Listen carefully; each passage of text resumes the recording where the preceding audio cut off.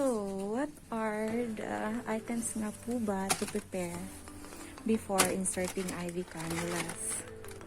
So, for your information po, yung IV cannulas natin has a different sizes. So, first is we're gonna check the vein of our patient. Kung ano nga po ba yung accurate na size na itutusok natin.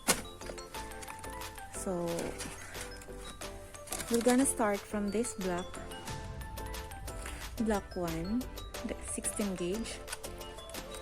Ito po yung pinakabiggest na cannula natin for medical field. So, this block, we usually use this for blood transfusion kasi malapit na po yung dugo. So, kailangan malaki yung IV cannula natin.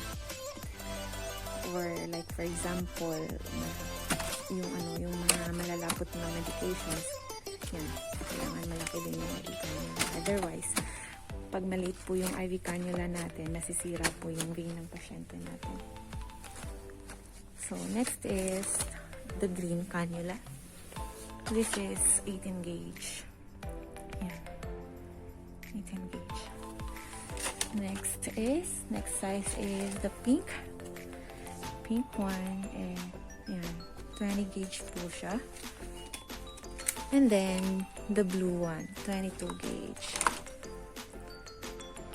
22 gauge. So, itong blue, tsaka pink, these are the usual IV cannulas we usually use for our patients. Kasi, usually, dito po kami i-insert sa metacarpal vein, cephalic or brachial, like that, brachial vein of the patient. So, next size is the yellow one. Yellow one, this is 24 gauge. For pedia na po ito.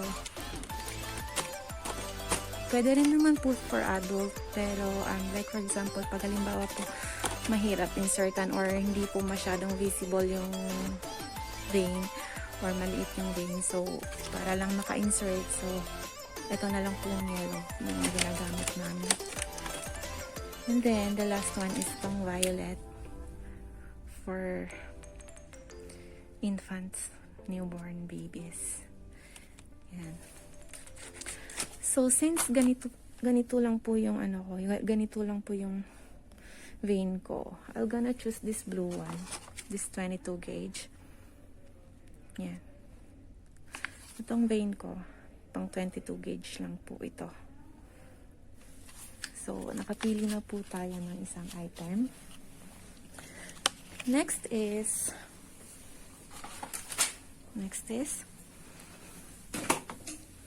huwag kalimutan ng swab for disinfecting site.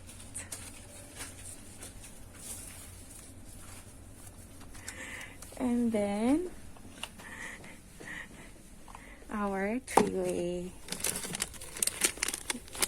Halimbawa, pag dalawa po yung yung IV therapy ng pasyente natin, so yan, dalawa, pwede po insert, isaksak dyan, i-connect dyan sa dalawang yan. Tapos itong flash natin, don't forget our flash, kailangan po i-flash yung three-way para walang pumasok na hangin. Ayan, the pussy flash, our pussy flash. Tapos, tourniquet. Huwag kalimutan ng tourniquet. Itong tourniquet natin. So, since out of stock po yung